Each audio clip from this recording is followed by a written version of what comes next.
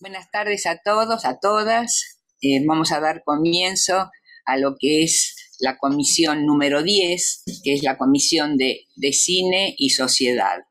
Es decir, me pareció interesante retomar un concepto de Robert Rosenstone en Revisioning History, en la cual él, digamos, dice que a partir de la creación de lo que es el cinematógrafo, a partir de las imágenes en movimiento, los medios de comunicación siempre han transmitido todos sus mensajes, o sea, mensajes históricos en nuestra cultura. Es decir, la importancia que cobra en el mundo el tema de las imágenes. Y yo creo que, bueno, es nodal en este momento porque vivimos en un mundo de imágenes a través del celular, a través de la computadora, internet, YouTube, o sea, la televisión. Realmente es un mundo de imágenes.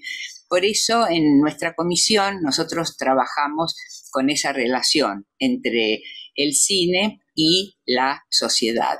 Es decir, desde el año 2017 venimos elaborando, venimos editando distintos cuadernos, que son cuadernos del Centro de Estudio de Diseño y Comunicación de la Universidad de Palermo. Y los hemos realizado con distintas coordinadoras. Es decir, la primera y con la hicimos la mayor parte de los cuadernos es con Mercedes Pombo. También hemos hecho una coordinación con la Universidad de Chile, que es Claudia Bosay, la coordinadora, también con la Universidad de Quilmes, con Alejandra Rodríguez, y actualmente se ha incorporado, que ahí la tenemos también, a María Elena Estela, que es la coordinadora con la cual estamos haciendo el cuaderno actual. ¿Y cuáles fueron las temáticas? Es decir, siempre hemos tratado de que las representaciones estuvieran vinculados, por supuesto, a temas de actualidad. Los distintos cuadernos trabajaron o, digamos, analizaron temas, por ejemplo, como el autoritarismo, como el totalitarismo. También nos hemos abocado al estudio de lo que es el tema de la globalización, tan actual, tan candente, y dentro de la globalización, particularmente las migraciones. Hemos también analizado el tema del género, de la memoria, el tema de la violencia, diferenciando, como lo hace Bourdieu, violencia física de violencia simbólica. Y en este último cuaderno hemos trabajado con el tema de la fotografía, es decir, la fotografía como un recurso narrativo que da información para, digamos, tratar de conocer más y adentrarnos más en lo que es el relato audiovisual. Este cuaderno, nosotros ahora les vamos a comentar cuáles son las principales autoras y lo hemos hecho a través de ejes que unen distintas temáticas. Por ejemplo, el primer eje de nuestro cuaderno es genocidio y memoria. Acá están incluidos los trabajos de María Elena Estela, que es Holocausto y Cine, Music Box, las fotografías de lo inefable. Mónica Gruber, Un viaje al corazón del infierno, el fotógrafo de Mauthausen. Marta Casale, La fotografía como restitución de lo ausente, Memoria y duelo en La idea de un lago, de Milagros Mumenthaler. Este es el primer eje. El segundo eje es relaciones de género en narrativas audiovisuales. Lizer Tornay, que bueno, no ha podido estar con nosotros, vamos a hacer un comentario de su trabajo. Lizer en este momento está en Santa Fe y no ha podido participar. Opacidad y potencia de las imágenes, mujeres trabajadoras en la industria textil. Junto a Mercedes Pombo, ahí participo yo en este que es Ver y ser visto, algunas reflexiones en torno a la cámara oscura, de Menis del 2008. Lía Gómez, El álbum de Eva, visualidades de la memoria fotográfica de Eva Duarte como actriz. Y el último de los ejes reúne lo que son trabajos de la teoría del documental. Gabriela Aromi, su trabajo es Esquirlas, cuando imágenes de las esferas de lo público y lo privado se entrelazan y reconstruyen la historia reciente. Y finalmente el trabajo de Mariné Nicola, que es la fotografía en el cine documental, un acercamiento teórico-conceptual para el análisis de narrativas audiovisuales. Estos serían todos los temas que desarrollaron las autoras. Entonces, vamos a seguir ese eje y invitamos en primer lugar a María Elena para que haga el comentario y explique el trabajo de ella. ¿Qué tal?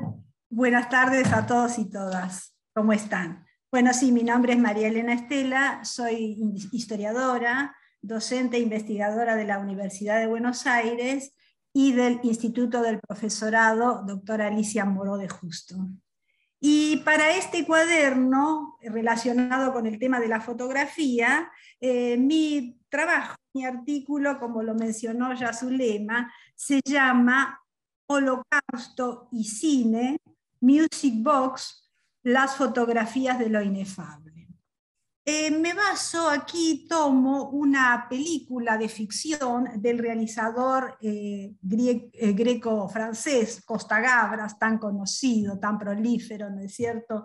Y además, fíjense que esta película de ficción es del año 89. Es un curtain rooms, ¿no es cierto? Un trial movie, ¿no es cierto? Una película, ese género vinculado a los juicios en el cine, que es tan aceptado, ¿no es cierto? Atención entonces, como decíamos, 1989 es una fecha muy emblemática, como ustedes saben, ostensiblemente es la caída del muro de Berlín y por lo tanto el principio del fin de la Guerra Fría, ¿no es cierto?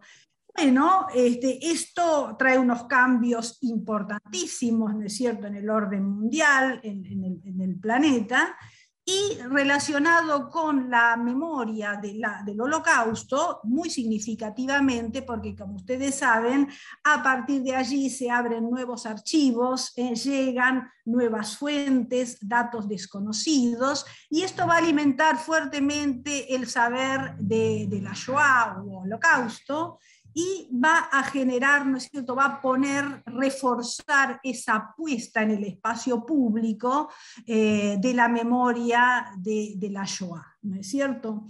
Y en realidad, saben que esto viene a reforzar una tendencia que ya se había iniciado antes, las dos últimas décadas del siglo pasado, del siglo XX, asistimos a una etapa de anamnesis, es decir, una etapa donde la memoria de los hechos traumáticos ocupa un lugar central, ¿no es cierto?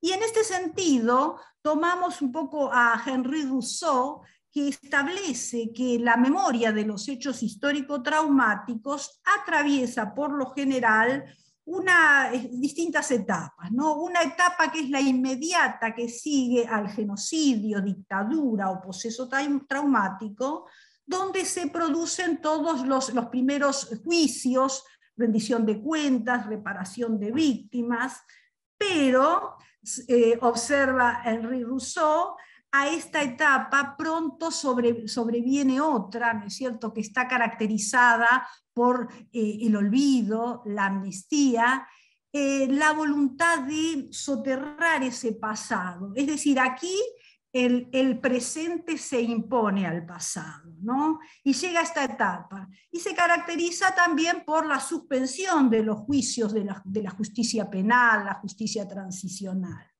Pero, como dice Rousseau también, siguiéndolo, más tarde o más temprano, va a venir una etapa de anamnesis, es decir, el retorno del recuerdo, el retorno del pasado, ese pasado reprimido va a volver. Y esta situación se da, como decíamos antes, en las dos últimas décadas del siglo XX, ¿sí? Entonces ahí comienza de nuevo los juicios, la memoria, la musealización, todo ese proceso y esos trabajos de la memoria. Entonces, la película de Costa Gabra se inserta en esa etapa de anamnesis, ¿sí? De fuerte presencia. El pasado se impone al presente. Fuerte presencia, ¿no es cierto?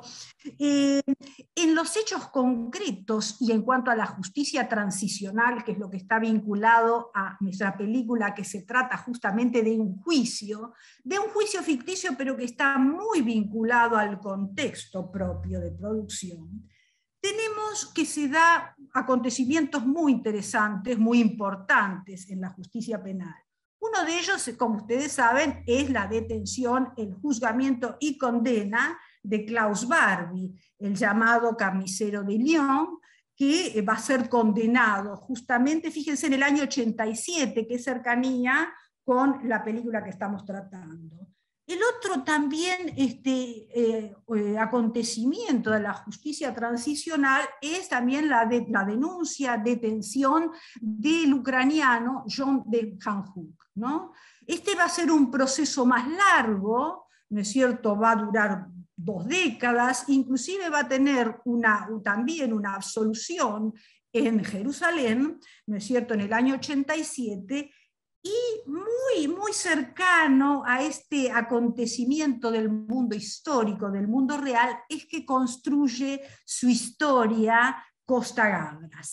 Este John Demjanjuk acá no es ucraniano, sino es húngaro, y se llama May Laszlo, ¿no? Pero fíjense, está muy, muy vinculado al mundo histórico. Y bueno, como ustedes sabrán, en el caso de la Argentina también es cercana a esta fecha la denuncia a Priebke, ¿no? Y la posterior extradición y juzgamiento y condena en Roma, ¿sí?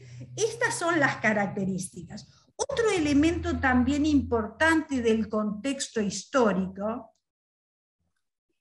tiene que ver con lo que Annette Beviorca llama la era del testigo. Es decir, el testigo, los testimonios de los que vivieron en carne propia, los sobrevivientes de la Shoah, no siempre tuvieron el mismo rango y la misma importancia se les fue adjudicada, ¿no?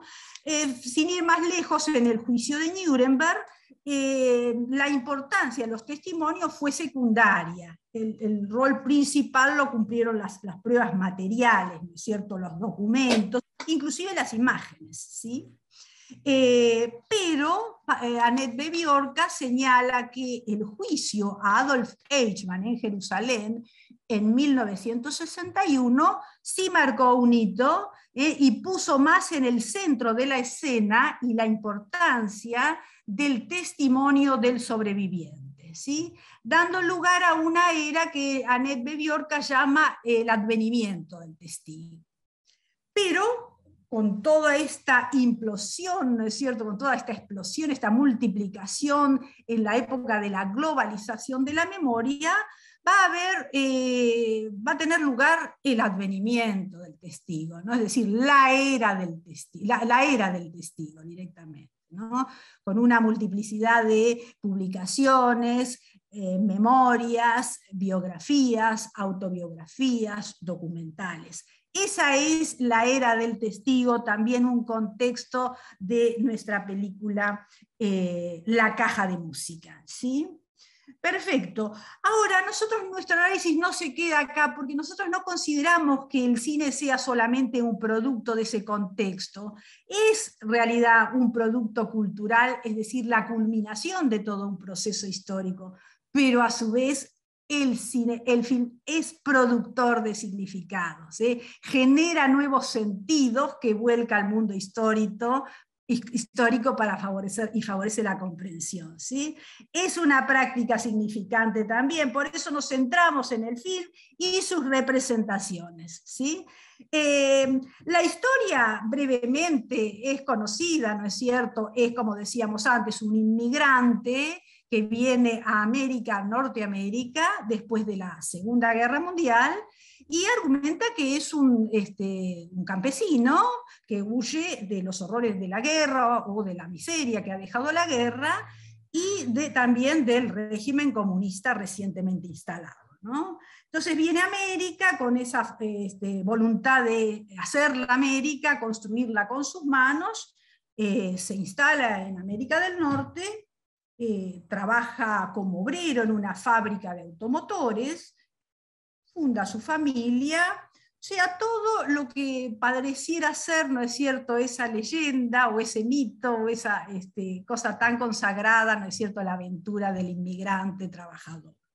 Pero sí, también logra una movilidad ascendente, porque la hija de este migrante húngaro es una conocida, muy reconocida abogada de Chicago, ¿sí? Muy, muy prestigiosa. Bueno, todo esto empieza a conmoverse fuertemente cuando le llega a la casa de Mike Laszlo una denuncia de la Agencia de Investigaciones Especiales del Gobierno de los Estados Unidos, ¿no? Eso llega, fíjense ese contexto ahí, todo muy similar, muy cercano al mundo histórico, ¿no? El mundo de la narración.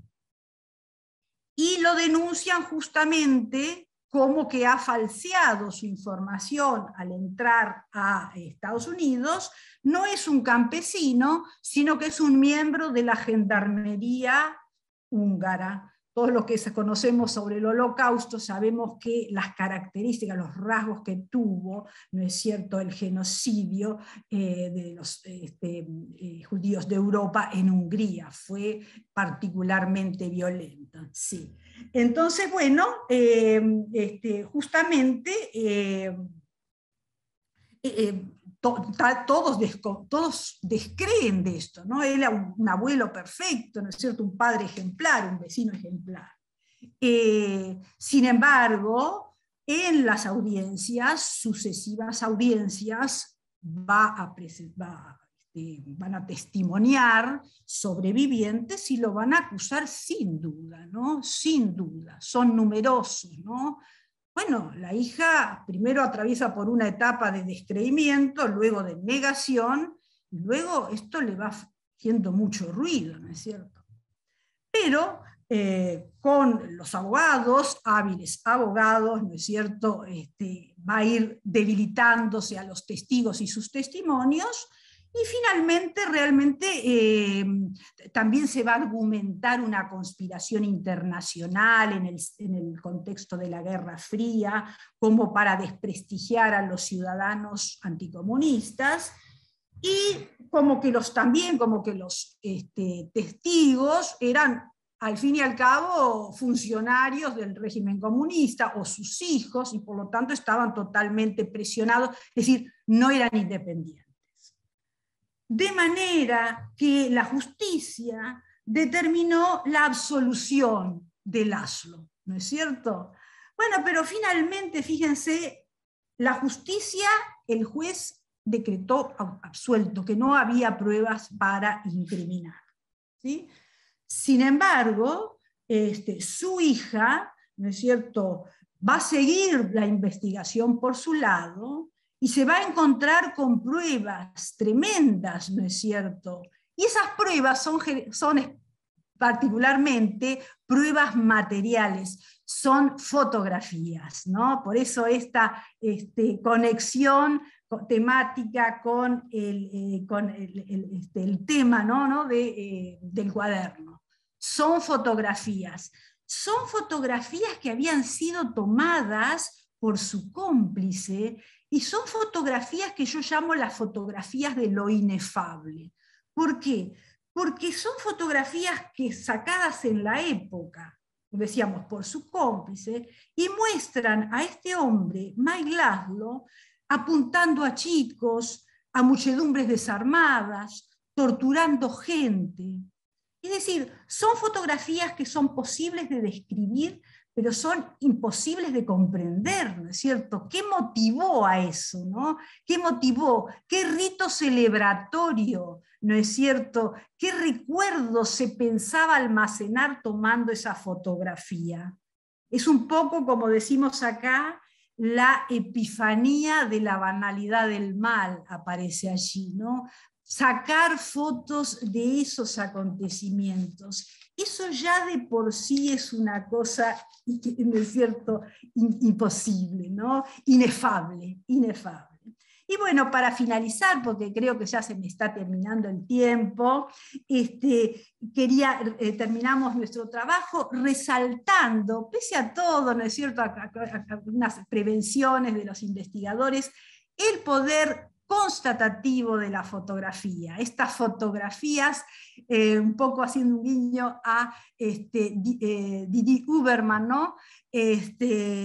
Las imágenes ante todo, las fotografías ante todo, desarmando todo negacionismo, desarmando los eufemismos y las lagunas también en las que incurren los testimonios de los sobrevivientes y distorsiones.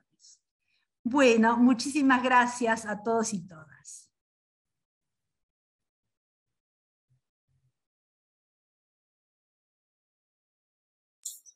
Gracias, Mariel. Muchísimas gracias. Vamos ahora a dar paso a Mónica Gruber para que ella exponga su trabajo. Les recordamos a todos, por favor, que son 10 minutos para que todas podamos participar. Gracias. Perfecto. Muchas gracias, Zulema y María Estela, por la convocatoria y bueno, la universidad que nos da este espacio, ¿no?, de presentación y publicación. Mi trabajo se titula Un viaje al corazón del infierno, el fotógrafo de Mauthausen, y para no pasarme de tiempo, algunas cosas voy a leer y otras voy a comentar. Bien, la fotografía reproduce la realidad y la representa ante nuestros ojos. Es un fragmento, un instante capturado en el que el hombre va a jugar a ser Dios y es capaz de detener y congelar un gesto, un recuerdo, una prueba, como yo decía, un instante de nada, o en el caso de un fotógrafo que capta imágenes de los horrores de la guerra, un instante del todo. En 2018, Marta Argarona llevó a la pantalla la historia de Francisco Boix, el fotógrafo de Mauthausen, protagonizada por Mario Casas. El film nos va a proponer un descenso al corazón del infierno, donde vamos a poder vislumbrar la ignominia, la crueldad del ser humano, pero también su valentía. Hace un tiempo la historia de Boix era totalmente desconocida, pero hace poco tiempo dimos con ella. Boix nació en 1920 y murió en París en 1951. Era hijo de un sastre y su inicio y su amor por la fotografía lo podemos rastrear en su niñez, ya que el hobby del padre era la fotografía y Francisco hizo de ella su amor y hasta su forma de vida. En su juventud militó en las Juventudes Socialistas Unificadas de Cataluña. A los 17 años se va a unir al ejército español y de este modo, con su cámara Leica, deja registros del Segre y de Aragón, donde fue enviado. Se refugia en el sur de Francia y ante el avance de las tropas nazis es hecho prisionero y enviado a un campo de trabajo. Y no es un dato menor que en 1940 Ramón Serrano Suñer, en representación de Francisco Franco, viaja a Berlín a ver a Heinrich Himmler, con quien se reúne, y sella el destino de 8.000 españoles porque negocia el exterminio. El régimen consideraba que si eran republicanos no eran españoles. El 27 de enero de 1941, Boix va a llegar a Mauthausen. Informa que es fotógrafo y debido a su conocimiento de alemán, se declara como traductor. A partir de ese momento va a cumplir ambas funciones. Fue destinado al Departamento de Identificación del Campo y es esta la sección que se encarga de documentar todo lo que sucede en este campo de concentración. Los prisioneros se van a organizar políticamente y el objetivo primordial para ellos va a ser sobrevivir. Solo lo van a lograr 1.500 de los prisioneros. Boix entonces toma conciencia que él tiene acceso a una información totalmente sensible, ya que las fotografías le van a permitir probar a qué horrores habían sido sometidos. Por ese motivo era vital guardar estos documentos como la vida misma. Y él y un compañero del Partido Comunista organizaron esto. Al principio, los negativos que robaban los escondían los carpinteros dentro de las estructuras que armaban, pero como esto era muy peligroso, decidieron una nueva estrategia. Dentro del campo de concentración había adolescentes. Estos adolescentes salían a una cantera vecina, la cantera Poschacher, y eran llamados el comando Poschacher. Entonces, ello les daba una cierta libertad y por ese motivo uno de los miembros de este equipo le va a confiar a una señora, la señora Poitner, que era una lugareña que no totalmente opositora a los nazis, los negativos que iban robando del campo. Ella los va a esconder en la muralla que rodeaba su casa y una vez liberado el campo, Boix y el grupo fueron a buscar los negativos. De hecho, realiza el revelado de las primeras fotografías y Francisco va escribiendo en el dorso la identificación de cada una de estas imágenes. Con la liberación del campo por parte de los aliados, Boix se va a desenvolver como traductor y fotógrafo en el interrogatorio del coronel Siereis, que era el director del campo de Mauthausen. Entre mayo y junio del 45 repatrian a todos los sobrevivientes. Boix llega a Francia con un grupo de refugiados del campo y se unen nuevamente al Partido Comunista. Pero el Partido Comunista los condena a muerte porque considera que si sobrevivieron debieron ser traidores. Eso hace que las pruebas no fueran de interés para nadie. Entonces, Boix decide publicar el reportaje en la revista Regards y esto conmociona la opinión pública mundial.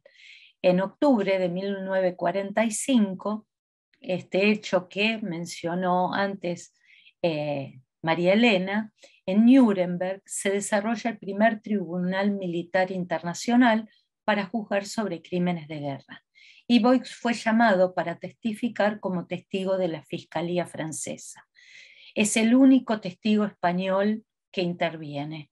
Y si bien fue acusado de manipular las imágenes, la contundencia del valor documental de las mismas y su testimonio permiten demostrar la culpabilidad de algunos grandes jerarcas, tal es el caso de Speer y Kaltenbrunner, que se habían intentado escudar detrás del argumento de obediencia debida.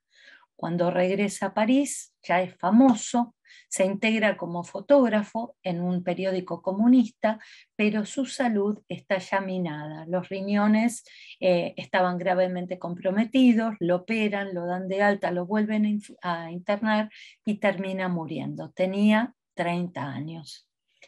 Al reflexionar acerca de la diferencia entre la prisión y el campo de concentración, Buy-Chul Han nos recuerda que, y lo cito, la prisión es un elemento constitutivo, un lugar de la sociedad disciplinaria, y el campo, en cambio, es un no lugar. Quizás de todo lo que nos ha tocado ver, de todas las ignominias que presenciamos, el campo de concentración sea una de las más aberrantes. Watchman nos recuerda que las SS instauraron 27 campos principales y otros 100.000 que funcionaban como recintos secundarios mientras duró el Tercer Reich. Fin de cita. Bueno, Mauthausen comienza a funcionar en 1938, 5 años después de la anexión de Austria, y recibe prisioneros de Dachau. Se trata de un campo de prisioneros de nivel 3, es decir, que iban allí prisioneros que eran ideológicamente contrarios al régimen. Por este motivo se les aplicaba normas de una severidad extrema y en realidad no se esperaba que salieran con vida de allí. Mauthausen y Gusen fueron construidos por su cercanía a una cantera de granito. En esta cantera se hallaba emplazada la denominada escalera de la muerte, una empinada y resbalosa escalera que tenía inicialmente 139 escalones, por los cuales los prisioneros tenían que acarrear bloques de más de 40 kilos en sus espaldas. Cualquier vacilación o caída al realizar esta tarea les significaba la muerte. Llegaron a este campo de concentración prisioneros de todas las nacionalidades y si bien las cifras varían, el memorial del campo va a decir que llegaron allí unas 190.000 personas y 90.000 terminaron pereciendo allí.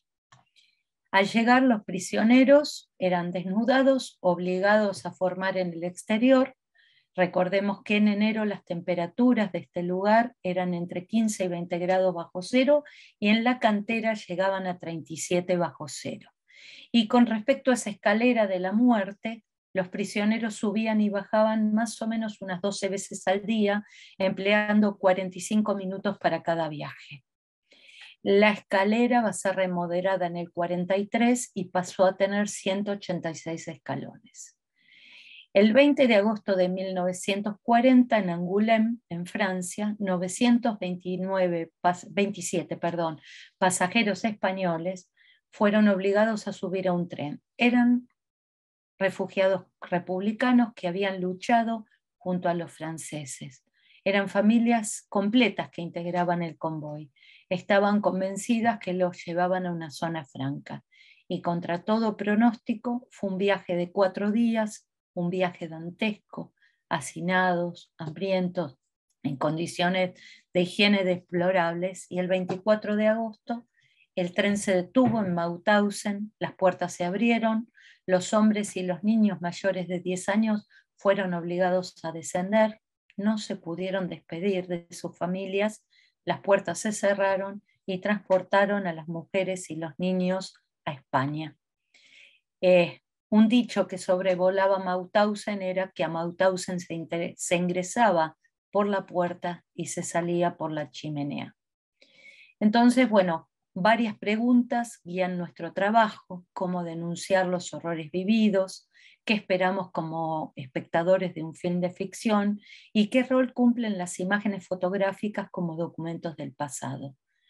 Elizabeth Schelin, la socióloga, nos recuerda que la memoria total es imposible, que hay una selección de qué se rememora y qué se olvida. Y olvido y silencio marchan muchas veces de la mano y pueden responder a avatares políticos, a traumas individuales o simplemente a querer proteger al otro de la exposición de los horrores padecidos.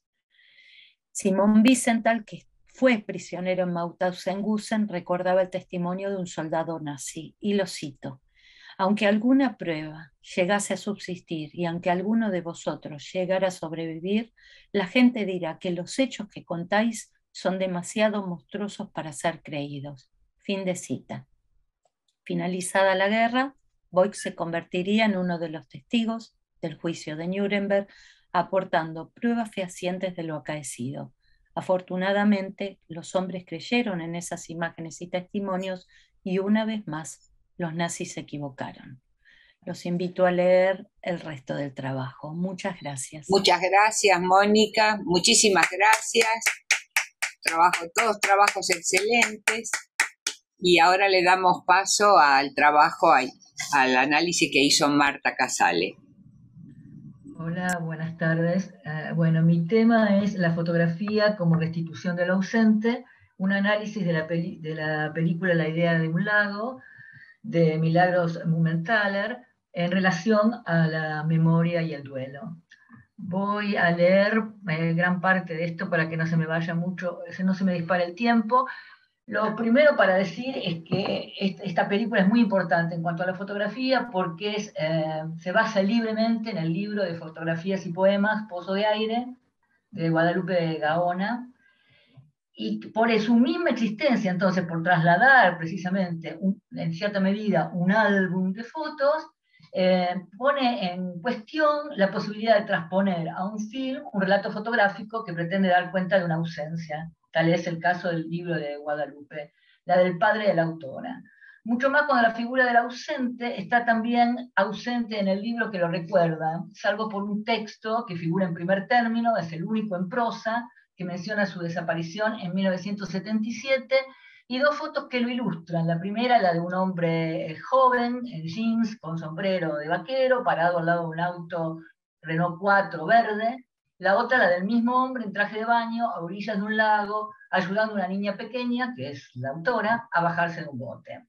La película que transpone el libro es un relato ficcional que sigue la vida de Inés, que es Guadalupe Gaona, aunque el film no lo explicite, una fotógrafa que tiene su padre desaparecido por la última dictadura cívico-militar y en el tiempo presente del relato se encuentra a punto de publicar un libro en el que vuelve sobre su infancia, un libro de poesía y fotos, que es precisamente Pozo de Aire, a pesar de que no se lo nombre como tal, y está embarazada de su primer hijo.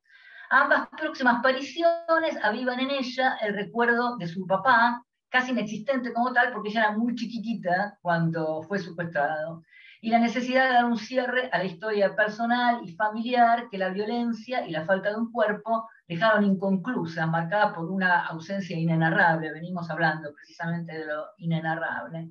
Solo así podrá atravesar el trabajo de duelo, ¿no? En este sentido es central la búsqueda de identificación de los restos que cruzan todo el film a través de una muestra de ADN que la protagonista y su hermano planean entregar al equipo argentino de antropología forense.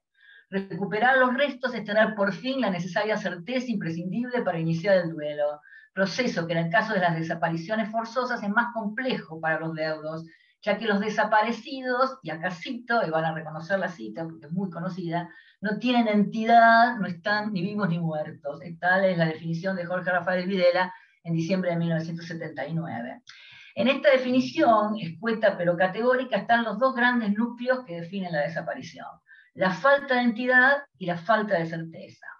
En cuanto a la primera, es más radical que la falta de identidad, aunque la incluye, porque es la lisa y llana expulsión de la esfera del ser. Por otro lado, la falta de identidad, el detenido desaparecido se convierte en un número, en un NN, es otra forma de aniquilación, de borramiento, en este caso también en el plano simbólico. Toda filiación queda abolida, vida y muerte pierden su dimensión más humana. Una vez asesinado, ya no habrá una tumba con su nombre, su historia personal quedará para siempre falta de sutura. Tampoco habrá certeza para los suyos, ya que el solo trato, o solo el trato con los restos mortales, puede dar esa certeza, ¿no? El registro, este registro. Es en esta falta de cierre de cuerpo, en esta violencia que trunca la existencia de raíz, donde la fotografía pasa a cumplir un papel de importancia para posibilitar el duelo. Porque sin cuerpo no hay duelo. Toda muerte produce un ineludible agujero en lo real, pero la presencia del cuerpo habilita el comienzo de un proceso que permite lidiar con el agujero en lo simbólico que éste necesariamente acarrea. Si el cadáver no está, el agujero queda así tal cual, sin ser significado, perdura como puro agujero. Es por eso que el duelo, tratándose de las desapariciones forzosas, adquiere una exigencia extra, otro trabajo, que es el pasaje de la categoría de desaparecido a la de muerto. En este sentido, la lápida en la tumba no solo da identidad a quien está allí, ¿no? Dándole un nombre y certificando a través de esa tumba, de ese lugar, de esa lápida, su paso por la existencia y su fallecimiento, sino que ofrece a los deudos un necesario lugar para las ceremonias rituales, un sitio donde honrarlo, eso que también va, en la cual lo va a suplir la fotografía, ¿no? Como ese espacio, como ese lugar de rito. ¿En qué medida los deudos pueden rearmar esa cadena significante que rompió, ¿no? esta violencia, su escena del mundo? Dependerá de la capacidad de cada sujeto, de los recursos simbólicos o imaginarios con los que cuenten. En el film, por ejemplo, la situación de Inés, la protagonista, no es la misma que la de su madre. Ambas enfrentan el duelo y el trauma por la desaparición de diferente manera. Mientras que Inés procura restablecer la trama significante, esa escena del mundo, mediante el libro de fotografías y la identificación de los restos, a través de la muestra, dijimos, de ADN, su madre se niega a asumir la muerte, dejando en suspensión todo acto que la refrende. O sea, por ejemplo, pasados algunos años, sigue esperando su regreso, ya bastante mayor, sin figura todavía casada en la cédula, no quiere recurrir al equipo de antropología argentina forense para obtener datos fehacientes, y cuando finalmente lo hace arrastrada por sus hijos, le parece verlo caminando al marido, ¿no?, desaparecido, caminando por la calle. Para la hija, el padre ha fallecido. Para la madre, en cambio, después de más de 20 años, aún no ha hecho el pasaje de desaparecido a muerto. En este sentido, no es casual que Inés, la protagonista, esté preparando un libro de fotografías como uno de los modos de cursar ese proceso de duelo. Casi desde su aparición, la fotografía tuvo una importante relación con la muerte. Por su capacidad para crear y almacenar recuerdos, fue desde sus inicios un recurso insustituible a la hora de retener de algún modo a quien ya no está, ¿no?, rescatándolo del olvido o la simple inexistencia. Tal es el sentido, por ejemplo, de la práctica muy común en el siglo XIX de los retratos por mortem o las fotografías de los deudos con la imagen del muerto en la mano, o sea, una foto, ¿no?, o anexada por superposición como fantasma. En el caso de las desapariciones forzosas, esta relación con el ausente se complejiza, ya que no solo no hay cuerpo, sino que se produce una interrupción violenta en el flujo de la cotidianidad biológica. Tanto en el caso de la persona desaparecida, que es arrancada, como la de su núcleo familiar, del cual es arrancada, ¿no? Interrupción que se traduce en una ruptura traumática que es necesario reparar, ¿no? Esta reparación tiene lugar ante todo en el relato de los deudos, que deben reconstruir llenando los vacíos a través de la historia contada, la narración oral, ¿no?, la historia de la familia, del devenir, de todos juntos, digamos, esto que fue roto. Pero también del álbum familiar, y aquí es donde aparece la fotografía, es porque el álbum familiar es la narración visual que surge de esta otra narración oral, y que en muchos casos la sustituye. Una manera de contar nuestra historia como familia es a través de las fotos. En este sentido, sostiene Guadalupe Gaona, que lo poético surge precisamente cuando la narración fracasa. En el caso de los desaparecidos, porque la ausencia es inenarrable. Muchísimos de los trabajos artísticos de los hijos, en este sentido, refrendan esta idea y se basan en fotografías. El álbum fotográfico familiar, sobre todo el tradicional, ¿no?, que conserva las fotografías en una línea temporal, pero también cualquier acervo fotográfico que dé cuenta del devenir de la familia, viene a materializar en imágenes este relato. En lo que respecta a las desapariciones forzadas, las fotos del desaparecido son un testimonio fundamental de su anterior existencia. La documenta, convirtiéndose así en la principal fuente de memoria. Sin embargo, no alcanzan a completar el relato en el álbum, puesto que la historia del desaparecido ha quedado ella misma inconclusa. Ante la ausencia de fotos compartidas, sobre todo en el caso de los hijos, ¿no?, son que eran muy chicos o quizás no habían terminado de nacer, estaban en el vientre de su mamá, o del final también de la persona desaparecida, muchas veces los deudos encuentran necesario apelar a la reconstrucción fotográfica para llenar la ausencia y darle continuidad y sentido a la historia familiar.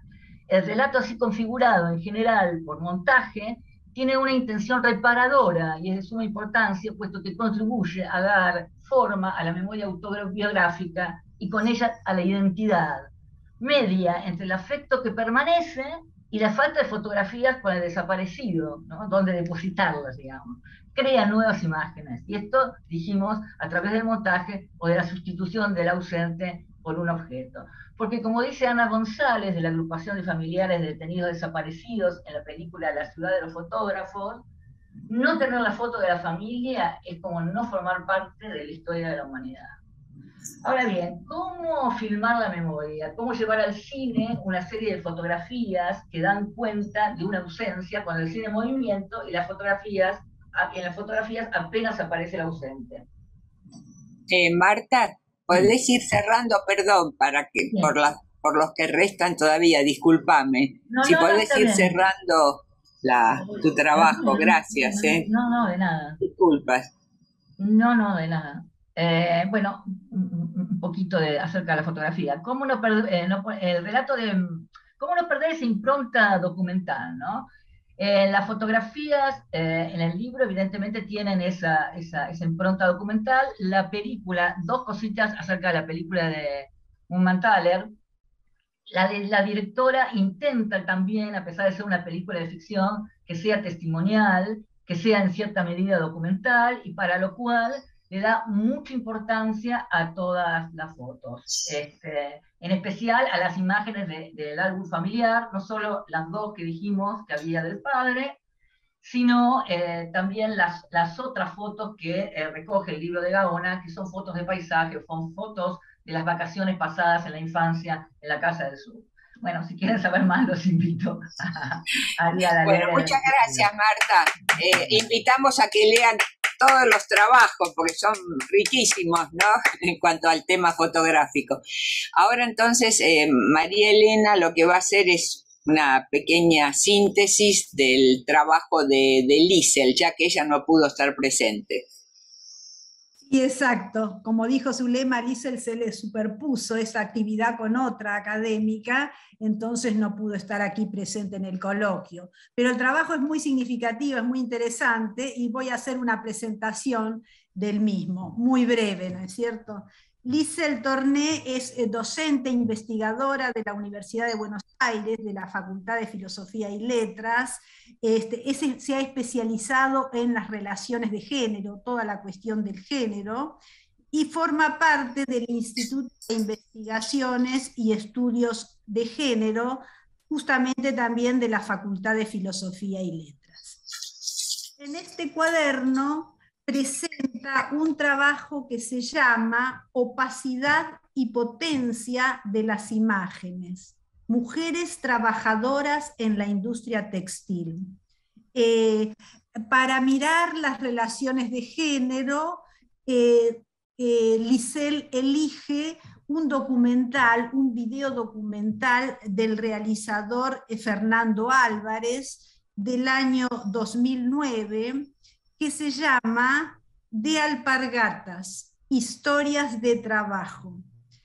Por supuesto, hace alusión a la empresa Alpargatas, ¿no es cierto? Esa conocida empresa textil que hace zapatos de tela y yute, calzado popular para los trabajadores. Es una empresa que se crea a finales del siglo XIX, o sea, tiene una larga trayectoria.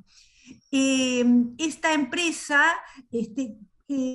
contrata sobre todo mujeres, es decir, las obreras son mujeres, muy mayoritariamente. Solo algunos puestos jerárquicos son ocupados por justamente varones, y algunos trabajos que se consideran que no son para mujeres, pero la mayoría son obreras. Por eso es muy significativo esta empresa, y ver las relaciones de género a partir de, de todo lo que ha dejado esta empresa. Ha recogido el video documental que mencionamos. El autor de este video, para hacer su film, su video documental, va a incorporar imágenes institucionales, es decir, imágenes de la empresa Alpargatas, algunos videos, fotografías. También hay imágenes públicas, ¿no es cierto?, del archivo de la Nación, el Archivo General de la Nación. Hay además relatos de exobreras, ¿no es cierto?, y algunas fotos de álbumes privados, ¿no? Es decir, todo eso conforma este video de Fernando Álvarez. El análisis que hace Liesl toma tres ejes fundamentales. Uno tiene que ver con la condición, el origen de esas obreras, su condición de vida, cómo llegan, ¿no es cierto? El otro eje que investiga Liesl Torné es lo cotidiano laboral, es decir, las condiciones de trabajo, lo que transcurría en el ámbito de trabajo, las relaciones entre esas obreras, ¿no es cierto? y el otro es la participación sindical de las trabajadoras. Esos son los tres ejes. Lisel considera que esta multiplicidad, ¿no es cierto?, de representaciones, por un lado las de la empresa, las institucionales, las del archivo, las de las mujeres, los discursos, los relatos de las mujeres tienen diferencias, ¿no es cierto? Hay contradicciones entre lo que muestra una imagen, lo que dice el relato, las imágenes entre sí. Entonces observa que hay interpelaciones mutuas, pero hay que considerar todos estos lenguajes autónomos para poder enunciar en las relaciones de género en aquella época. El periodo que analiza Lisel Torné es el periodo del 40 al 50, la época de oro de esta empresa, ¿no es cierto? Un punto altísimo, ¿no? De producción y de lugar muy importante en el conjunto de la industrialización argentina, ¿sí? Así que, bueno, no sé si ha quedado mucho, ¿no? Es muy interesante este trabajo, como les digo, pero bueno, los invito a que lo lean y ver toda este diálogo, interpelación para construir finalmente esas relaciones de género. Bueno, puedo señalarles alguna fotografía que ella señala que está en el libro, que es una fotografía de la empresa, donde se muestra la fachada inmensa de Alpargatas, ¿no es cierto? Y una pequeña empleada, pequeñita, mínima, ¿no es cierto?, tratando de entrar. Y por si fuera poco lo explica, dice, soy muy pequeña para entrar, ¿no? Lo que muestra no es esa imagen patriarcal, imponente de la empresa y lo minúsculo, ¿no?, de la figura de la obrera, ¿sí? Esa imagen me pareció muy significativa, como otras que hay en el trabajo. Bueno, les agradezco y les invito a leer el trabajo de Lisel Torné. Gracias. No, muchas gracias, María Elena, aparte para Lisel, porque Lisel es, digamos, la autora, el esposo de ella es el que ha filmado la película, así que me parece interesante porque forman un equipo de trabajo. Así que bueno, ahora a continuación seguimos con Mercedes y yo, que hicimos el trabajo que hicimos juntas, que es ver y ser visto, reflexiones acerca de La Cámara Oscura. La Cámara Oscura es un film de María Victoria Menis del 2008. María Victoria Menis, bueno, particularmente ahí parece una directora argentina excelente. Ella, no sé si ustedes han podido ver películas como El Cielito, donde, digamos, toma el tema del neoliberalismo en las relaciones, cómo esto afecta, el tema María y el Araña, o sea, una niña que vive casi en una villa y un muchacho que, vestido de hombre araña, vende viromes en el colectivo. Es decir, siempre toma, digamos, como dice Hobsbawm, la historia desde abajo, ¿no? O sea, aquellas personas que digamos, están un poco a veces fuera de este sistema. En esta película es distinta, o sea, La Cámara Oscura es un relato de Angélica Gorodischer que Menis lleva a la pantalla. En realidad está centrada desde el punto de vista histórico, se extiende desde fines del siglo XIX hasta 1930. Y está contextualizada en una colonia judía de Entre Ríos. Recordemos que hubo una intensa colonización judía en toda la zona de Entre Ríos, también de Santa Fe, o sea, muchos de estos colonos, huyendo también de las persecuciones de las que eran objeto, se instalan para vivir y desarrollarse allí. Generalmente hubo una ayuda muy filantrópica del barón de Hirsch. Se instalan, digamos, colonias agrícolas y esta explotación extensiva es también para vender al exterior. O sea, recordemos que estamos en una época muy, muy particular de nuestro mercado externo.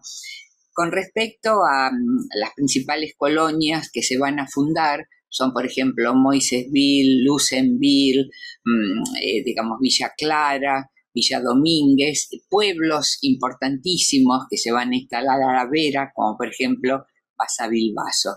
Esa es la ubicación, digamos, de tipo cronológica y dónde va a estar ubicada la historia. La historia se centra en un personaje principal, que es Gertrudis.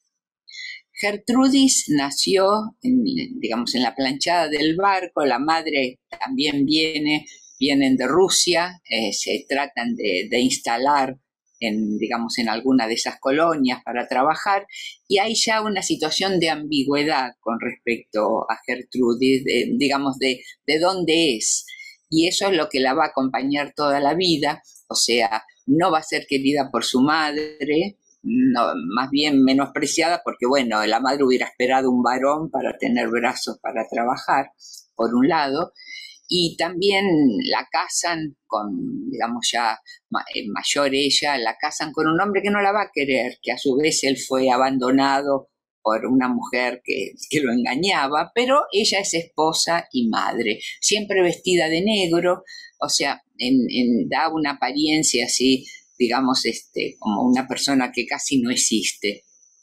Pero ella tiene una vida muy intensa, una vida, digamos, de ella, ¿no? O sea, que se vuelca, por ejemplo, a través del amor a las flores, de los vestidos que hace para las hijas, quizá lo que la madre no hizo para ella, de lo que cocina, de los libros que lee en francés. Es decir, tiene, digamos, una vida interior muy creativa.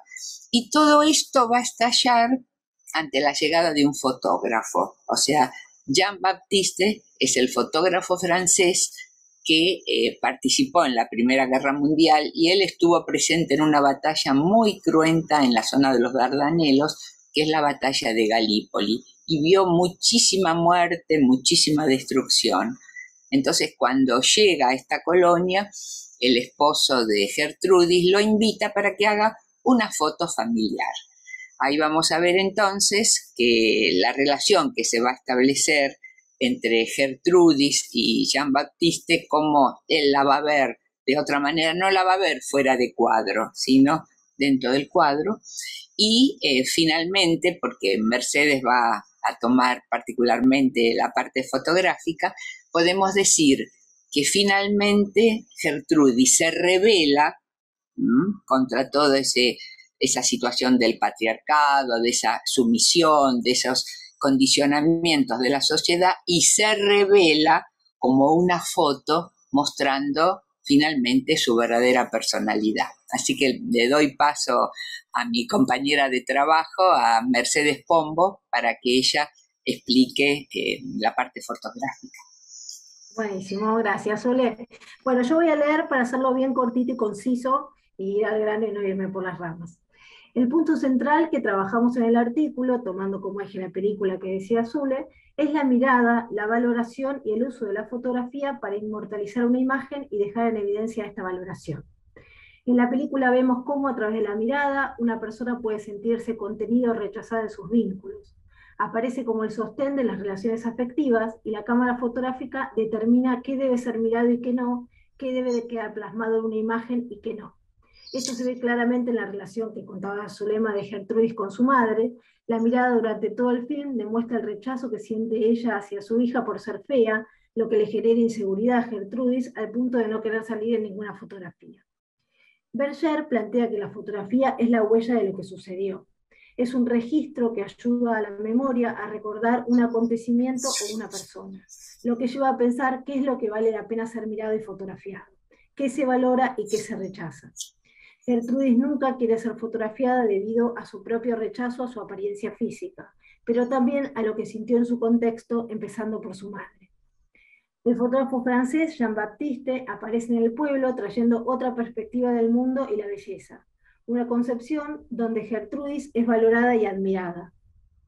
A la vez también trae otra mirada sobre las imágenes artísticas, donde la fotografía no busca ser un mero reproductor de la realidad, sino que trae nuevas estéticas de la mano del surrealismo.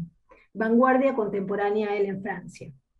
La familia de Gertrudis se ríe de estas fotografías por no considerarlas bellas según lo establecido socialmente. La película reflexiona acerca de la perspectiva desde donde nos paramos para juzgar la belleza y la verdad. Jean-Baptiste ve la belleza en Gertrudis donde nadie la ve. Ve la belleza en los fotomontajes que realiza en el laboratorio, como si fueran sueños, totalmente alejados de la realidad y de lo que se consideraba bello y artístico. Esto lleva a reflexionar sobre las diferentes concepciones del mundo y dónde está realmente la belleza y la verdad. Todo esto queda en evidencia al final del film, cuando se devela la verdadera historia que nos había mostrado, en donde Jean-Baptiste y Gertrudis están viviendo una historia de amor escondidas que los lleva a escaparse. El artículo trata sobre la subjetividad de la mirada humana y el culto a la belleza, utilizando la película para pensar el rol de la fotografía en relación a estos temas. Así que bueno, también los invito a que la puedan leer. Bueno, muchas gracias, Mercedes, muchísimas gracias. Así que, bueno, a continuación entonces le vamos a dar paso a Lía Gómez para que ella pueda explicar su trabajo. Muchas gracias. Gracias, Zulema, María Elena, por la coordinación de todo este espacio y demás. Bueno, yo estoy en la universidad, van a ver algunos pupitres detrás, he pedido un aula para esto porque aún aquí seguimos aún no ha empezado el receso, así que hemos enganchado los tiempos entre la presencialidad y la virtualidad, que a veces son bastante complejos, y recién me escribió una colega, Mariné Nicola, que tuvo que desconectarse finalmente porque no lograba tener buen acceso a internet, así que me pidió que les avise, así que paso primero el aviso antes de iniciar. Lo primero que voy a decir es que me parece súper interesante poder pensar las fotografías en el cine, ¿no? El cine se construye o su origen tiene que ver con la posibilidad de construir una imagen que primero es fija, que luego se configura en un movimiento posible, que es un movimiento no real en términos de lo que significa la captura de un instante del tiempo.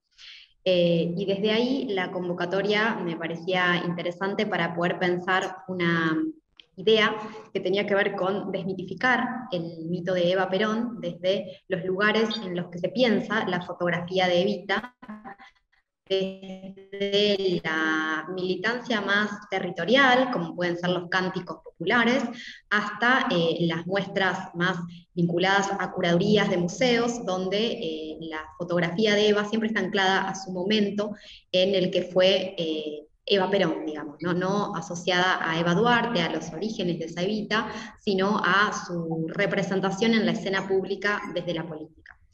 Entonces, a partir de ahí y con el acompañamiento de mis tutoras de postdoctorado en UNTREF, Carolina Barri y Cecilia Beler, nos empezamos a preguntar cuál era el lugar de Evita actriz en el imaginario colectivo. Y ahí hay una serie de fotografías que nos permitían pensar, por un lado, su imagen pública a través de los medios de comunicación de la época, como son las revistas, pero también estaban las imágenes de las películas que había hecho Evita del cine, en el que ella era protagonista, y que nos permitía encontrarnos con una Eva en movimiento, además.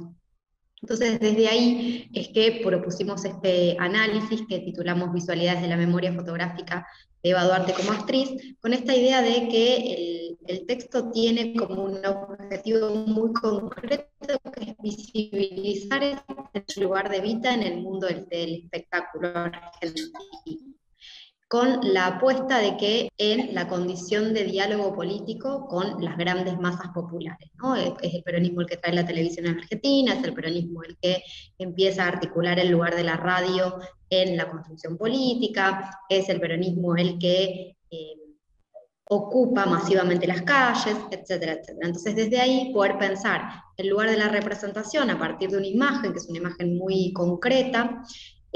Lástima que no podemos mostrar las fotografías, ¿no? Sería interesante, como la imagen dice mucho más allá de lo que las palabras posibilitan describirlas, pero una imagen muy concreta, prime time de la televisión argentina hoy, apoyando la colecta solidaria por el terremoto de San Juan, ¿no? Entonces, a partir de esa imagen, que es muy reveladora en términos de todos los militares detrás con sus trajes de gala y las actrices adelante con su atuendo específico, sus sombreros, la moda de la época, se empieza a inaugurar una relación del peronismo con la representación vinculada al mundo del espectáculo.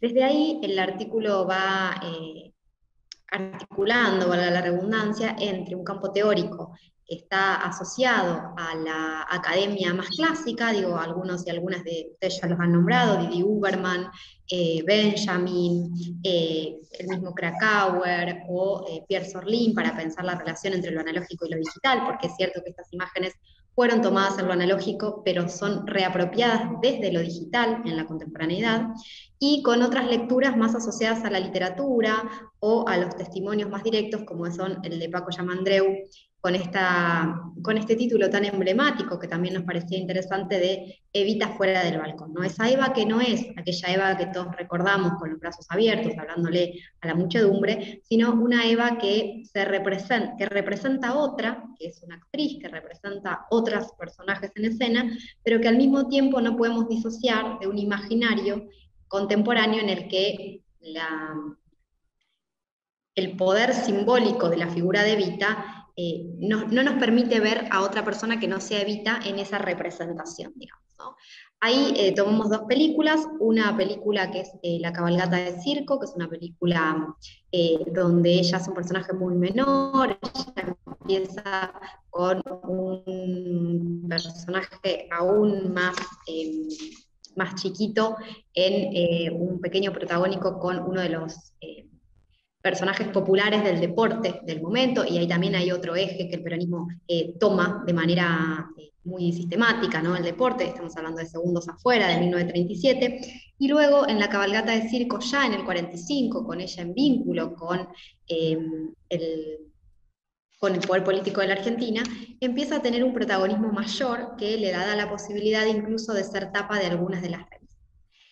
Lo que a mí me interesaba pensar de estas películas, de La cabalgata de circo y de La pródiga, que paradójicamente no se estrenó en su momento. La pródiga es una película de Mario Soffici y La cabalgata de circo de Hugo de Carril, además dos directores de renombre de la industria cinematográfica argentina, en el momento en que el cine era una industria en la Argentina. Digo, una industria en términos de los grandes estudios, de trabajadores y trabajadoras que formaban parte de ese proceso, digo, no ahora que estamos en otro momento del cine nacional. Esta película no se estrena en el 45, sino que se estrena recién vuelta a la democracia, digamos. Y ahí también hay algo de la articulación de la censura y los medios, que también forma parte de la historia del peronismo, donde aparece esta idea de, bueno, la actriz como aquello de lo mal visto, ¿no? No podemos visibilizar la imagen de Eva actriz, sino que deberíamos visibilizar la imagen de la Eva primera dama, todo aquello con lo que ella de alguna manera contradecía en términos de poder pensar una primera dama de la alta burguesía.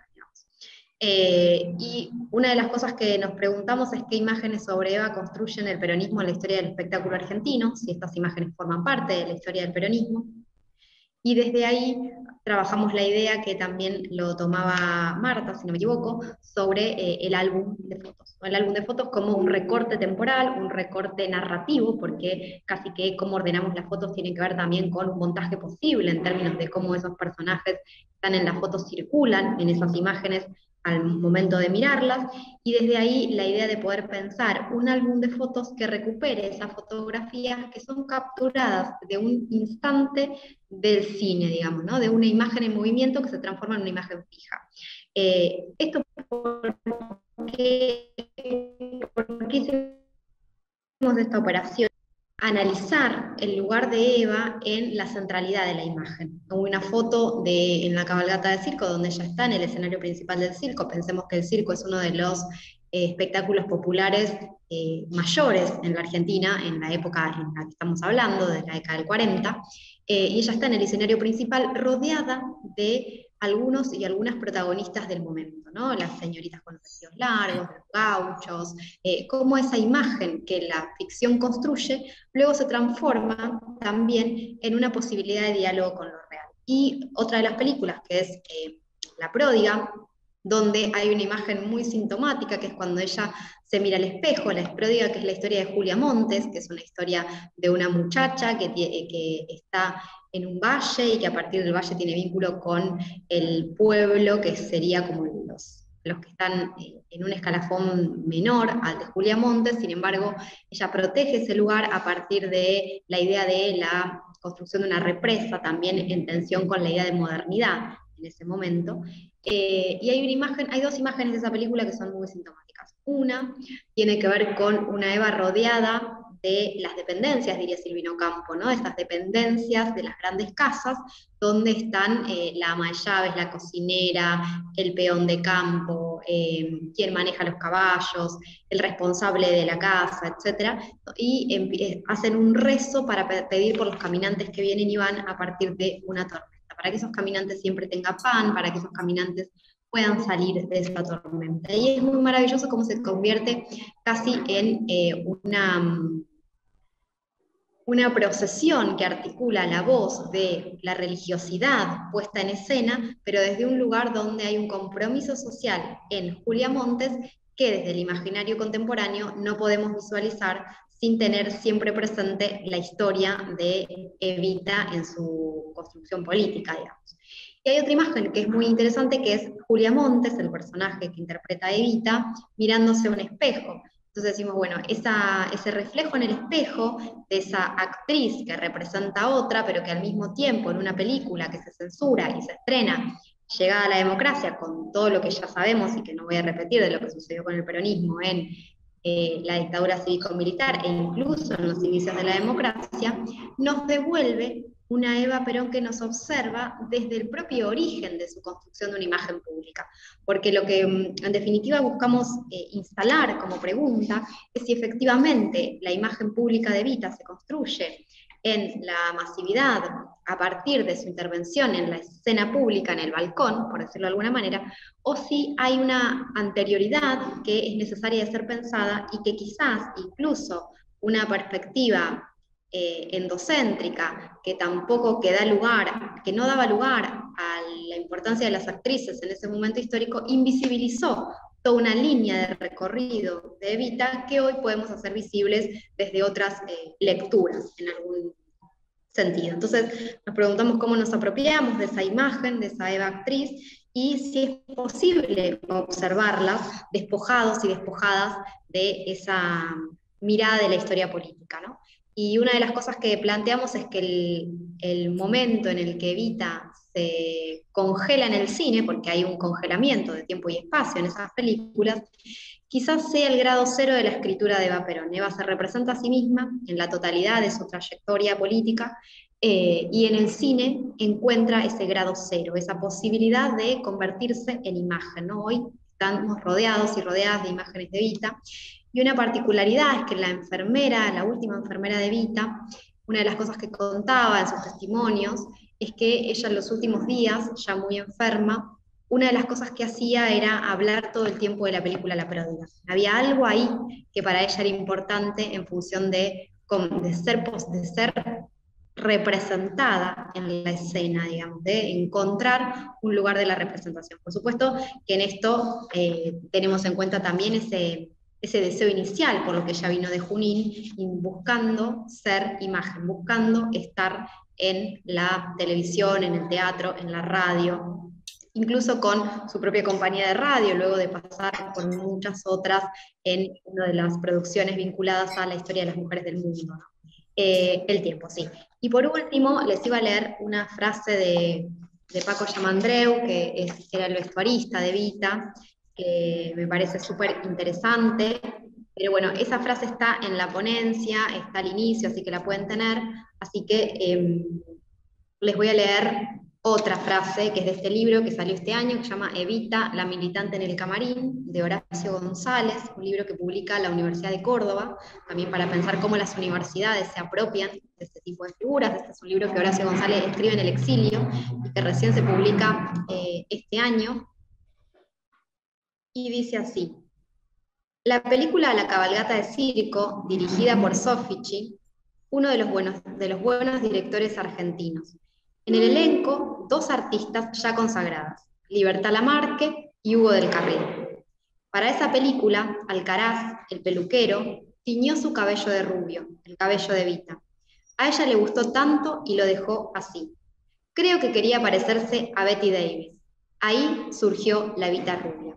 Digo, cómo la conexión entre el mundo cultural y simbólico de la representación en imagen de las obras cinematográficas, teatrales, radiales, etcétera, convive y se articula con el mundo de la representación política. Es un desafío que las ciencias sociales tienen aún hoy y que me parece interesante volver a recuperar en este aporte muy breve, incipiente, pero que me interesa trabajar en líneas futuras. Así que bueno, muchas gracias, sé que ya no tengo más. Muchas gracias, Lía, muchísimas gracias.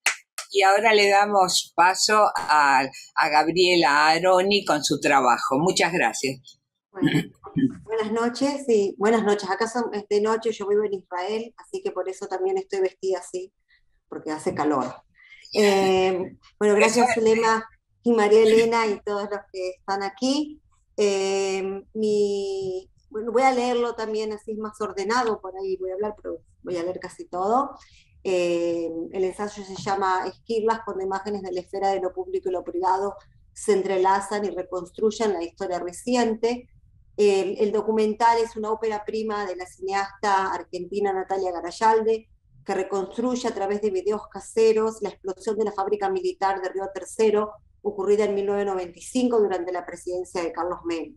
Las imágenes testimonian sucesos públicos a partir del ámbito de lo privado, de lo familiar, que dialoga en forma constante con cuestiones del ámbito general devenido en histórico, a través de un montaje que le otorga al film lógica y sentido. Mi argumento es que Esquirlas no solo reflexiona sobre uno de los hechos de corrupción más contundentes ocurridos durante el menemismo, sino que su técnica y estilo funcionan como una suerte de ejercicio reflexivo sobre el cine documental y el fotoperiodismo. La reconstrucción de los hechos a partir del material de archivo, que se asemeja en partes del film al metraje o montaje encontrado, técnica narrativa basada en el uso de materiales ajenos para sacarlos de su contexto y otorgarles otro significado. Estos materiales pueden ser videos caseros, material de archivo, fotografías o incluso otros films. La fecha, 3 de noviembre del 95, la hora, 8:45 de la mañana, el lugar, la tranquila ciudad de Río Tercero, provincia de Córdoba. Los hechos, una intensa explosión con una onda expansiva que esparció esquirlas, proyectiles y otros múltiples materiales peligrosos en un radio aproximado de 2.500 metros. A la redonda transformó parte de la localidad en una postal de guerra. La calle de esta ciudad, enclavada a 700 kilómetros al noroeste de la capital federal, se tiñeron de un gris amenazante. En el término de 45 minutos se produjeron 3 importantes denotaciones que se repitieron el resto de ese día y el siguiente.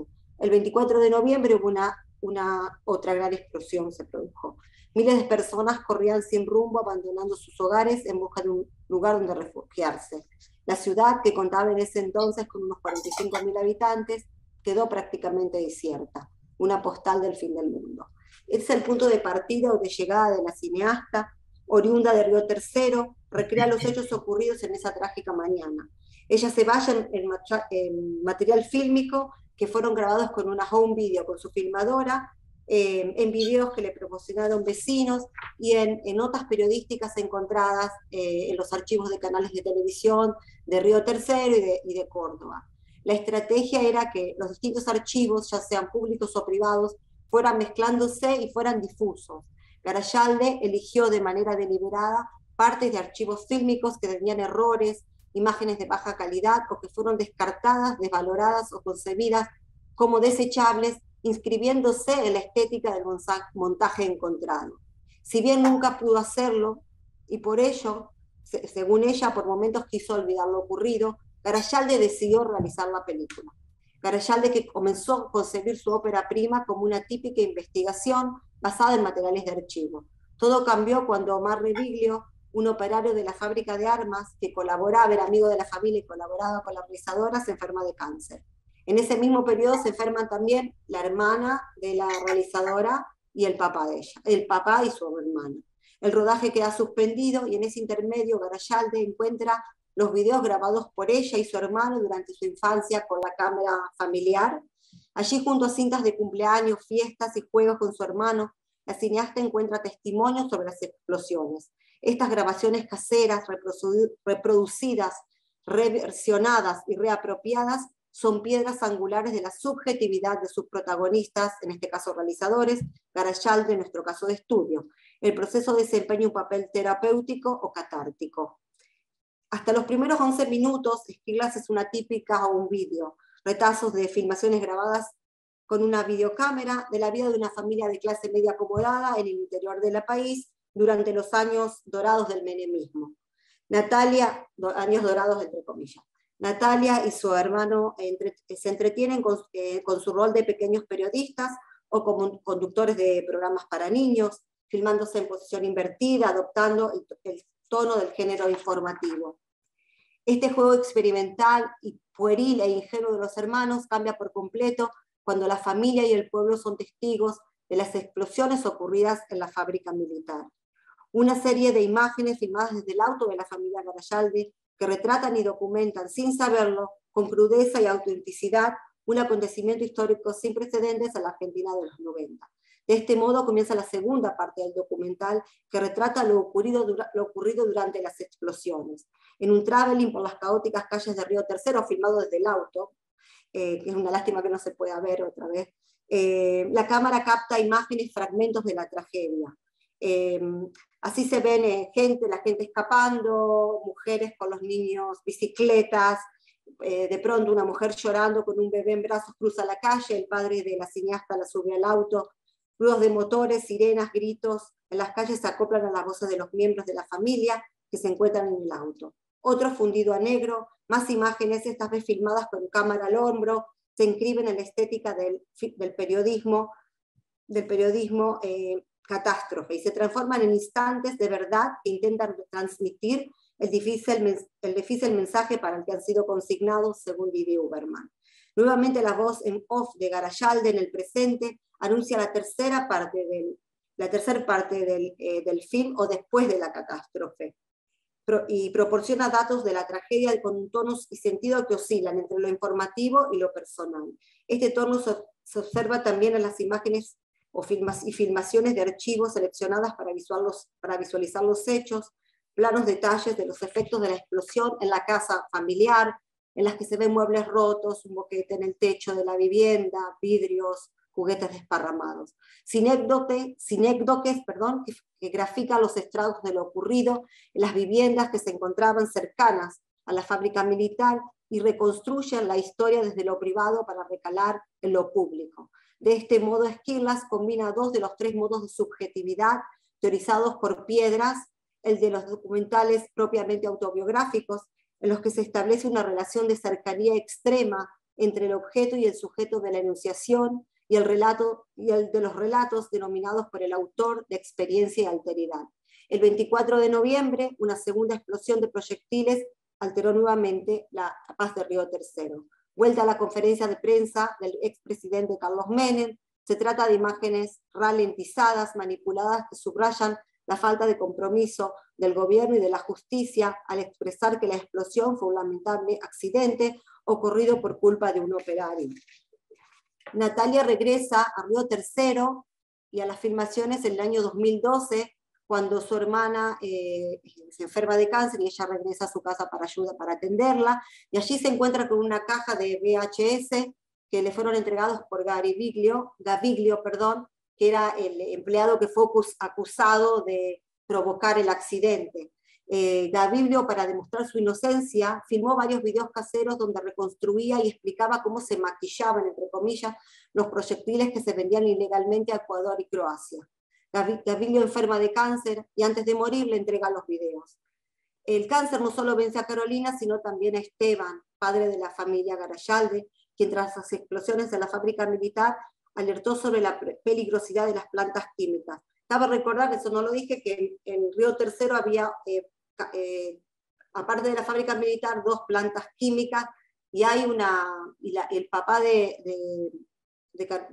la realizadora dice, lo entrevistan cuando fueron las explosiones y habla también de que las plantas químicas son muy peligrosas para la población, y también es una de las teorías o las hipótesis que se manejan en el film, porque varias personas sufren de cáncer, entonces una de las hipótesis que también hay mucha gente enferma de cáncer por la polución. El cáncer no solo vence a Carolina, sino también a Esteban, padre de la familia. La secuencia que cierra la película es más que elocuente y funciona como una suerte de epílogo de esta y de su vida. Esteban en silla de ruedas frente a un ventanal donde la luz diurna se cuela por las cortinas. La sombra de Natalia, sentada en cuclillas, hablando con su padre, también en sombras. El espectador infiere, ya que el diálogo es ininteligible, que la realizadora le explica lo que tendrá que hacer en la próxima escena, en la que Esteban comienza a leer un texto de su autoría. Al finalizar, Natalia lo conduce hacia la cámara y salen de la escena. Corte. Filmación de archivo, esta vez en blanco y negro, como el negativo de las películas utilizadas en las cámaras fotográficas analógicas. Un Esteban joven baila con Natalia. La voz en off de Garayalde lo explica todo. Y cito, en las radiografías de mi papá se pueden ver las manchas del tumor. Las imágenes sobreviven a los cuerpos.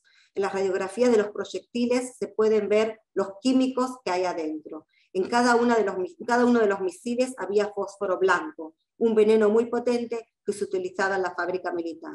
Los cuerpos de Natalia y su padre que continúan bailando más allá de la tragedia y la desazón. En conclusión, la microhistoria de la familia Garayalde y de la ciudad de Río Tercero se inscriben en la macrohistoria de Argentina durante el primer decenio de los convulsionados 90.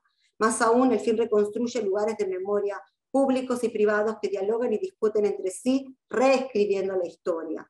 Los documentales en primera persona permiten examinar vínculos filiales y el elástico territorio de lo doméstico. Esquirlas, mediante la utilización de material de archivo periodístico, películas grabadas por la cámara familiar, videos suministrados por vecinos y amigos, utiliza lo familiar para otorgarle un marco a los acontecimientos ocurridos en 1995. Construye la historia desde lo privado para recalar en lo público, en la denuncia y en cuestiones vinculadas con lo político. Retrabaja estos documentos analizando sus capas al tiempo que construye nuevas significaciones y genera múltiples lecturas e interpretaciones. Gracias. Muchas gracias, Gabriela, muchas gracias.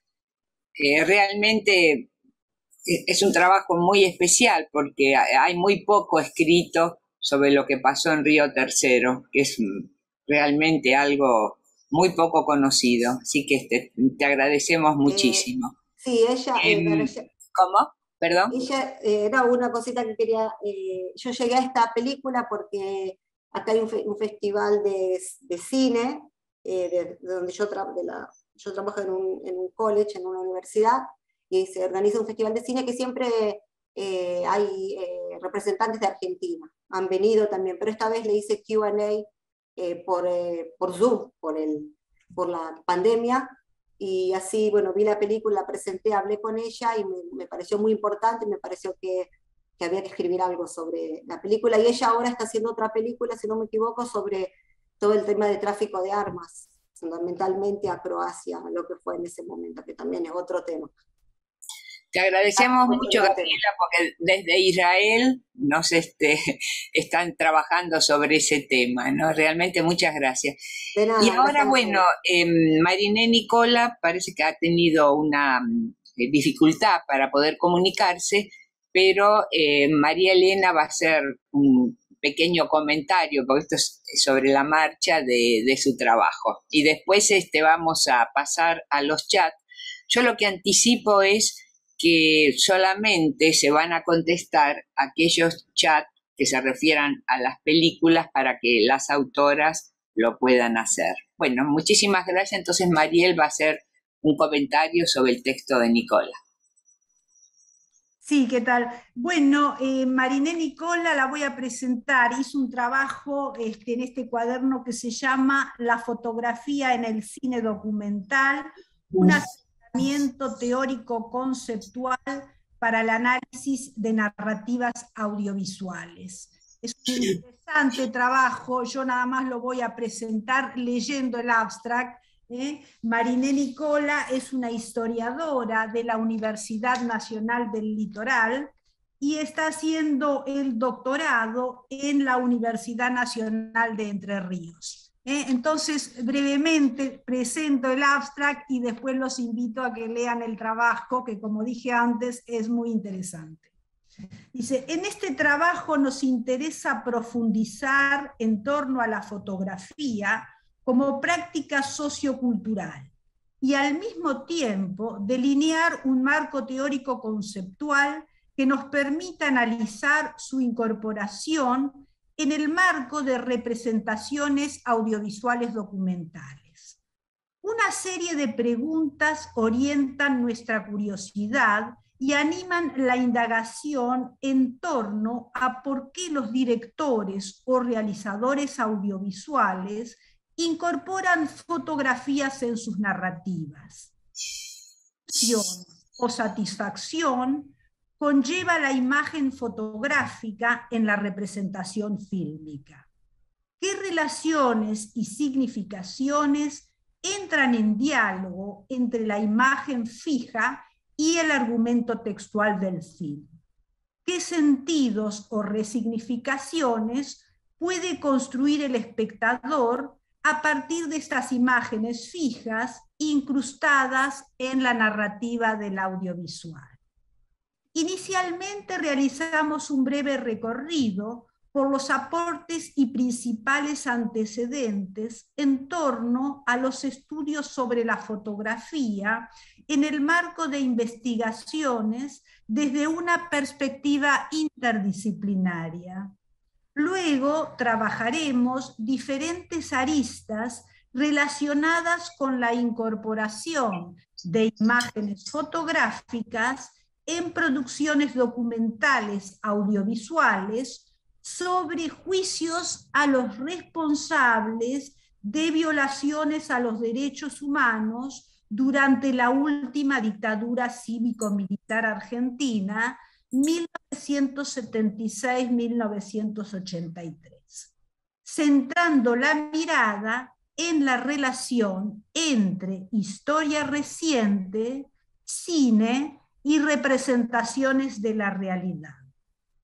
Finalmente, presentamos a manera de caso testigo un breve análisis de la utilización de fotografías en la serie documental Proyecciones de la Memoria del año 2011, intentando dilucidar qué motivaciones e intereses orientan a los realizadores a incorporar fotografías en las representaciones audiovisuales, donde las dimensiones políticas, éticas, estéticas tienen un alto grado de relevancia. ¿Sí?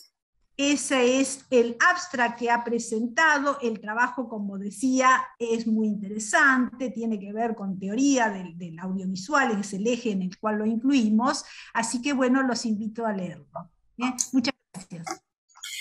Bueno, entonces ahora vamos a ir a este era el último trabajo, vamos a ver si podemos responder alguno de los chats y que nos queden unos minutos finales para hacer el cierre.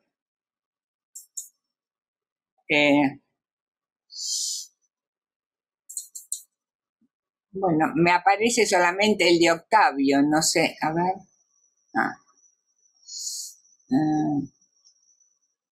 A ver, los chats son. Esperen que. Bueno, bienvenidos al coloquio. Los invitamos a sumarse. Bueno, acá hay una pregunta. No, Lía Gómez. Nos dicen que no pueden habilitar la cámara.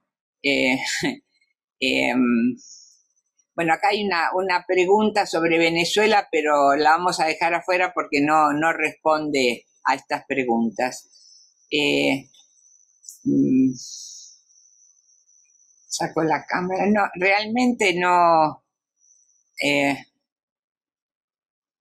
No hay ningún chat para contestar. Son todas invitaciones para participar digamos, en estas reuniones de diseño y comunicación. No hay preguntas.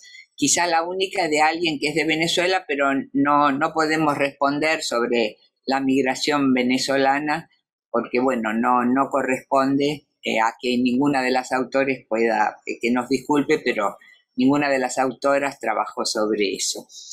Así que, no sé, yo pienso que si hay alguna de las autoras que quiera agregar algo, digamos, sobre esta reunión o algún comentario para pasar finalmente a hacer el cierre.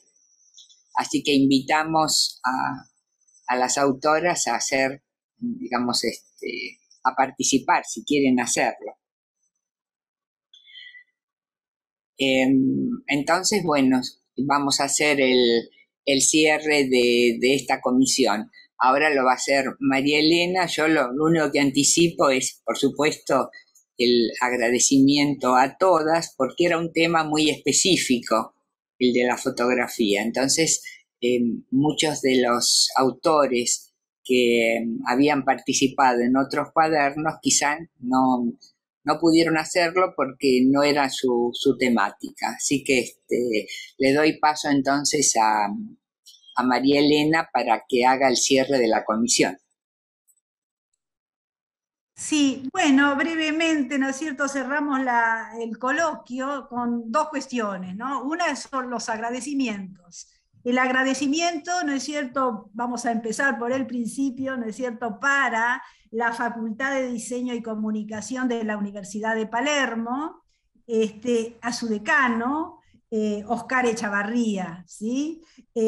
También al Instituto de Investigación y Diseño, y a la editora Fabiola Knopp, ¿no? Que nos dieron esta oportunidad y este espacio de creación y de difusión de contenidos académicos, y que vieron que está teniendo una regularidad muy, muy notable, ¿no es cierto? Hace ya varios años que está ocupando, difundiendo, creando y dando la posibilidad de que se genere estos conocimientos relacionados con el cine y la historia. ¿Sí? Por supuesto, agradecemos también a las colaboradoras, ¿no es cierto?, las autoras. Muchas de ellas ya han participado en otros trabajos anteriores, otras se incorporan ahora. Les agradecemos muchísimo. Como ustedes habrán apreciado, son investigadoras muy reconocidas, con mucha trayectoria, ¿no es cierto?, en sus distintas universidades, en distintos lugares, ¿no es cierto? Por lo tanto, agradecemos con Zulema, ¿no es cierto?, la participación en este cuaderno número 163, ¿sí? Y bueno, agradecemos por supuesto también a los y las participantes, muchas gracias por el interés, por participar, por seguirnos, de todo corazón. La verdad que fue una actividad muy interesante, para mí muy, muy, muy enriquecedora, ¿no es cierto? Así que estoy muy contenta de haber participado y les agradezco a todos y todas. Bueno, eso en cuanto a agradecimientos, ¿no? Muchísimas gracias a todos.